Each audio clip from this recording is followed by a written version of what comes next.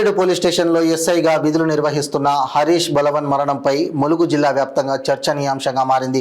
SI Rudrarapu Harish మండలానికి కొద్ది దూరంలో మండపక గ్రామం పరిధిలో రీసెట్లో సర్వీస్ రివాల్వర్తో బలవన్ మరణం చెందడం పట్ల అనేక అనుమానాలు వ్యక్తమవుతున్నాయి. అదే గదిలో అమ్మాయి మృతదేహంపై పడి ఏడుస్తున్న విజువల్స్ మనందరం చూస్తూనే ఉన్నాం. ఆ అమ్మాయికి ఎస్ఐ హరీష్కు సంబంధంపై అనుమానాలు వ్యక్తమవుతున్నాయి.